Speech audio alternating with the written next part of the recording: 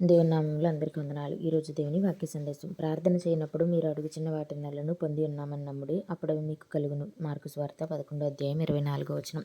మనందరం మనకు కావాల్సిన వాటి కొరకు ప్రార్థన చేస్తాం. ఎంతో కాలం నుంచి ప్రార్థన చేస్తున్నా సంబంధిత విషయాల్లో నెరవేర్పు కనపడదు. దానికి 2 కారణాలు ఉండొచ్చు. 1, దేవుని చిత్తం కానిదాన్ని అడగడం. 2, విశ్వాసం లేకుండా, అంటే దేవుడిని అడిగాం కాబట్టి ఆ పని అవుతుంది అనే విశ్వాసం లేకుండా ప్రార్థన చేయడం. నీవు అడిగినది నీ దేవుడు చేస్తాడని నీకే నీ హృదయంలో నమ్మకం లేకపోతే ఇంక నువ్వు వేరే వాళ్ళకి ఎలా మాదిరిగా ఉంటావు? ఎలా దేవుని గురించి చెప్తావు? ఒక్కసారి ఆలోచించు. సంపూర్ణ విశ్వాసం ఉండడం క్రైస్తవ జీవితానికి చాలా అవసరం. పరిస్థితులు అనుకూలంగా లేవు కదా విశ్వసించడానికి అని నువ్వు అనుకోవచ్చు. పరిస్థితులతో సంబంధం లేకుండా దేవునిపై ఆధారపడేదే విశ్వాసం అంటే. మోషే నీటిలో తన పాదం పెట్టిన తర్వాతే ఎర్ర సముద్రం పాయలుగా చీలింది. దేవుడు చేస్తాడు అని నమ్మాడు కాబట్టే మోషే ముందుకు వెళ్ళాడు. అలాగే గొప్ప విశ్వాసాన్ని ప్రతి ఒక్కరూ కలిగి ఉండాలని కోరుకుంటూ వందనాలు.